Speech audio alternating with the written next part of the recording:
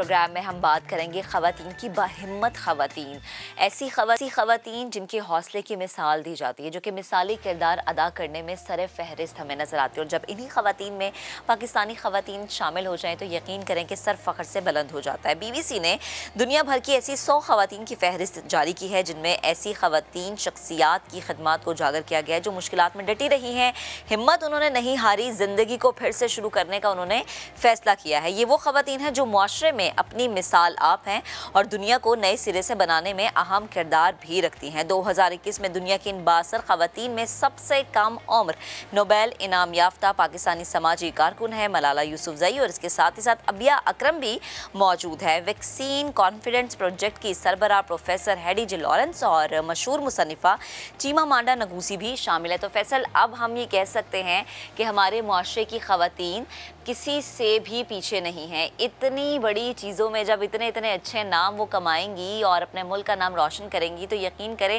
کہ معاشرے کا ایک پازیٹیو جو امیج جانا چاہیے، اسپیشلی پاکستانی سوسائٹی کا، وہ زیادہ بہتر طریقے سے جائے گا۔ اور میں آپ نے جن کا ذکر کیا آبیہ، یہ ہمارے لیے اتنی ہی زبردست بات ہے کہ آبیہ 1997 سے، آج سے نہیں، 1997 سے یہ جو ڈسیبلٹی سے متعلق تحریک ہے اس میں یہ سرگرم ہے، اور یہ وہ وقت تھا کہ جب انہوں نے بطور طالبہ اسپیشل ٹیلنٹ ایکسچینج پروگرام کا آغاز کیا تھا۔ تو یہی لیڈر ہوتا ہے کہ وہ صرف اپنے ملک کے لیے نام نہیں کماتا بلکہ وہ پوری دنیا کے لیے کچھ اس طرح کا انیشیٹو لیتا ہے جس سے پوری دنیا متاثر ہوتی ہے اور فائدہ اٹھاتی ہے۔ آبیہ جو ہیں ہمارے ساتھ موجود بھی ہیں۔ Thank you so much Abiya for your time. National forum of women with disability کی آپ بانی بھی ہیں، اس کے علاوہ اقوام متحدہ کے معاہدہ برائے حقوق و نشوونما کے نفاذ کے لیے آپ کوشاں بھی ہیں۔ Thank you so much for your time. Please take us through the journey, کس طریقے سے آپ نے آغاز کیا اور پھر اب یہاں تک کیسے پہنچی، کیا کیا مشکلات آپ نے فیس کی، پلیز۔ تھینک یو سو مچ، بہت شکریہ آپ کا، آنر فار می کہ آج آپ لوگوں نے مجھے یہاں پہ انوائٹ کیا، اور اس کے علاوہ یہ کہ آپ سب چیزوں کے اوپر بات کر رہے ہیں۔ لیکن ہم لوگ جب دیکھتے ہیں کہ پاکستان کے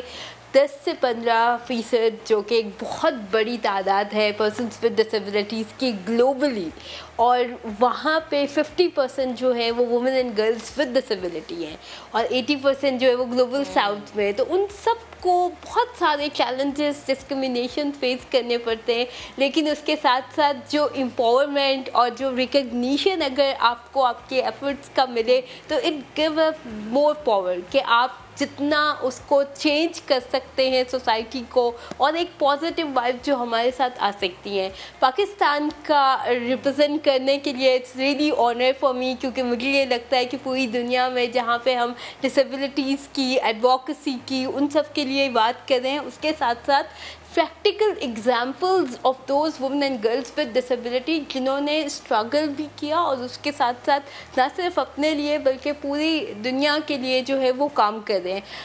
ہم لوگ یہ دیکھتے ہیں کہ ڈسیبلٹی میں جو چیلنجز شروع میں فیس کرنے پڑتے تھے، بہت زیادہ ایٹیٹیوڈنل بیریئر، انفراسٹرکچرل بیریئر کہ اگر آپ گھر سے باہر بھی نکل رہے ہیں تو بلڈنگز ایکسیسیبل نہیں ہیں۔ پھر ایک اور جو بڑا چیلنج تھا وہ تھا لیجسلیٹو بیریئرز کا، کہ پالیسیز اور قوانین ایسے نہیں بنے ہوئے کہ جو کہ needs of persons with disabilities کو ریفلیکٹ کرتے ہیں۔ اس لاسٹ 2 ڈیکیڈز میں ہم سب نے مل کر جو آواز اٹھائی اور اس کے لیے بات کی کہ disability rights are human rights. اب اگر ہم ہیومن پرسپیکٹیو میں دیکھیں تو یہ ہمارا رائٹ ہے کہ ہر چیز میں ایکسیسیبلٹی ہو۔ آپ پرسن ود ڈسیبلٹیز کو فکس کرنے کی بجائے اپنے معاشرے کو، اپنے انوائرمنٹ کو انیبل کریں تاکہ سب لوگ ایکولی پارٹیسپیٹ کر سکیں۔ اور اسی ایفرٹ کو لیتے ہوئے جہاں جہاں ہم گئے وہاں پہ ہمارے ساتھ لوگوں کی آواز شامل ہوتی گئی۔ ہمیں اسٹیٹ گورنمنٹ کی بہت سپورٹ ملی انیکٹمنٹ آف دا بل میں، لیجسلیشن میں، اور پہلی دفعہ ہیومن رائٹ کے پرسپیکٹیو میں ہمارے ساتھ ایکٹ موجود ہے جس کے اوپر امپلیمنٹیشن پہ کام ہو رہا ہے۔ ڈفرینٹ ڈپارٹمنٹس جو ہیں وہ اس کو لیڈ کر رہے ہیں تاکہ ہم لیجسلیشن کے تھرو بھی اور پرسنس ود ڈسیبلٹیز کی آواز کو شامل کر کے ان سب چیزوں پہ کام کر سکیں. پاکستان میں پہلے بہت زیادہ ہوتا تھا کہ ہم چیریٹی بیسڈ یا میڈیکل بیسڈ اپروچ کے اوپر بات کرتے تھے, لیکن اب جو ہے اس کو ڈسیبلٹی رائٹس کے پرسپیکٹو میں بات کی جا رہی ہے, تاکہ ہم پرسنس ود ڈسیبلٹیز کو اکنالج بھی کر سکیں اور ان کو اپرچونیٹیز بھی دیں تاکہ وہ اوور آل ڈیولپمنٹ میں کنٹریبیوٹ کر سکیں. صحیح. اور یہ چینجنگز جو آ رہی ہیں یہ بڑی اچھی اور بہت پازیٹیو ہے, اور ہماری سوسائٹی کے لیے ان چینجنگز کا ہونا بہت زیادہ ضروری بھی ہے. اچھا ابھی مجھے یہ بتائیں کہ ہر چیز جو آپ شروع کرتے ہیں نا, کسی بھی سفر کا آپ آغاز لے لیں, سوچتے ہم بہت کچھ ہیں لیکن مشکلات اس سے دگنی ہوتی ہیں, اور پھر ان مشکلات کو فیس کرنے کے لیے یقیناً ہمیں اپنے ساتھ بہت سارے ہاتھ بھی چاہیے ہوتے ہیں. جیسے کہ آپ نے خود ذکر کیا کہ جہاں جہاں آپ آواز آپ نے اٹھائی, بہت سارے لوگوں کی آواز آپ کی آواز کے ساتھ ملی اور ایک بہت پاورفل وہ آواز بن گئی, اور جس کا نتیجہ آج ہم دیکھ رہے ہیں کہ آپ ہمارے ساتھ موجود ہیں. تو میں چاہوں گی کہ جو مجھے اس وقت دیکھ رہے ہیں لوگ, سن رہے ہیں لوگ, ان کو آپ بتائیں کہ چیلنجز کیا کیا رہے, کن کن چیزوں کو آپ نے فیس کیا. کہ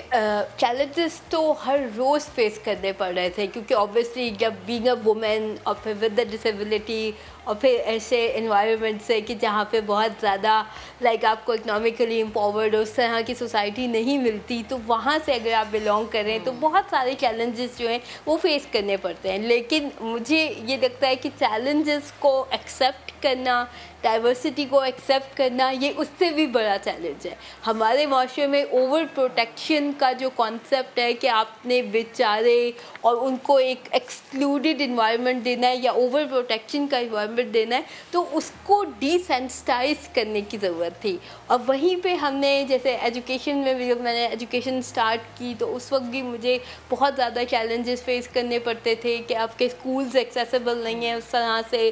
ٹیچرس کا ایٹیٹیوڈ, ان سب چیزوں کو. لیکن جب ساتھ ساتھ ایڈوکیسی کرنے کے ساتھ جب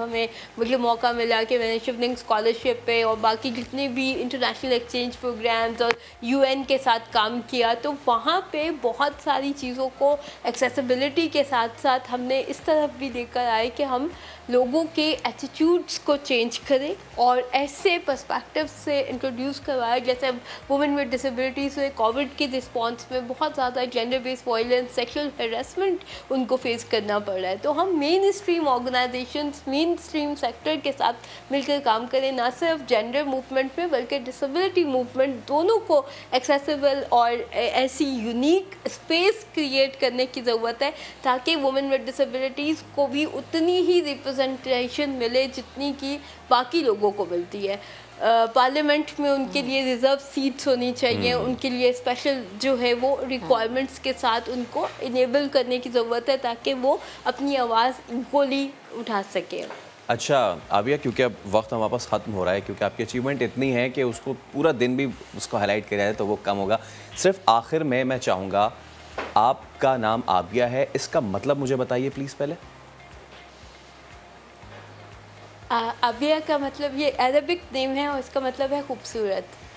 تو the thing is کہ you are beautiful the way you are, اور آپ نے اپنی خوبصورتی ہم سب کے ساتھ شیئر کی, اپنی ذہن کی, اپنی سوچ کی, اور وہ خوبصورتی اب پوری دنیا کے سر پہ چڑھ کے بول رہی ہے. Thank you so much for your time Abiya. اور آپ ہی لوگ ہیں جو ہمیں یہ سوچنے پہ مجبور کرتے ہیں کہ جو ہم نے اپنے ذہنوں میں پرفیکشن کا ایک گراف بنا لیا ہے اس کو کہیں توڑنے کی ضرورت ہے. ہر کوئی اپنے طریقے سے خوبصورت ہے.